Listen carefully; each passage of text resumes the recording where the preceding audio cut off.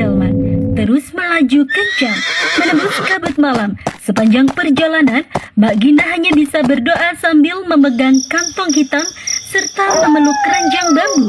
Dia merasa asing, tidak mengenali jalan yang dilewatinya saat ini. Terasa gelap, dingin, dan seperti ada suara bisikan-bisikan halus bercampur suara angin di telinganya. Mbak Gina merasa perjalanan begitu panjang. Tiba-tiba, samar-samar ia mengenali pohon-pohon jati yang tumbuh di pinggir jalan, serta belokan yang biasa dia lewati. Dan dari jauh, tampak ada lampu-lampu yang bersinar dari rumah penduduk kampung. Tiba-tiba, delman berhenti di ujung jalan menuju rumahnya. Tanpa sepatah kata, kusir memberi isyarat agar Mak Gina turun.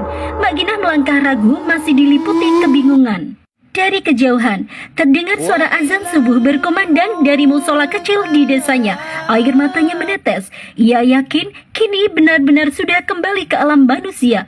Namun begitu menoleh ke belakang, delman beserta kusirnya lenyap begitu saja.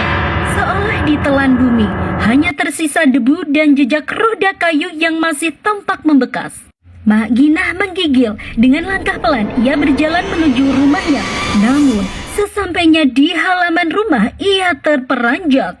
Sebuah tenda terpal besar berdiri penuh dengan warga yang duduk bersila membaca tahlil. Bau kemenyan dan kopi pahit tercium jelas. Mak Gina terdiam, tubuhnya kaku. Dalam hati berkumam, siapa yang meninggal? Tiba-tiba, semua warga yang melihat kedatangannya langsung terhenti. Pandangan mereka membeku. Beberapa orang bahkan menjatuhkan kitab Yasin, seolah-olah mereka melihat hantu Mak Gina yang berdiri di depan mata. Tiba-tiba, Ipah, adik kandung Mak Gina, berlari sambil menjerit kecil. Ia lalu memeluk Mak Gina erat. Air matanya tumpah deras sambil terisak. Mbak, iki beneran kowe tok, Gusti Allah. Dalam pelukan Ipah, terkuak sebuah rahasia. Selama hampir 3 bulan, Mak Gina dinyatakan hilang. Warga sudah mencari kemana-mana tanpa hasil.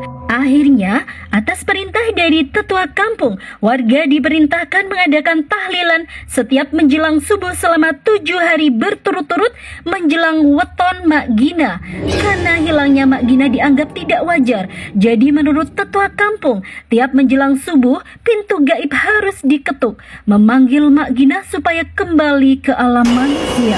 Mendengar itu, Mak Gina terhuyung lemas. Bagaimana bisa ia yang merasa hanya semalam pergi rewang, tapi bagi orang kampung ia telah lenyap selama 3 bulan.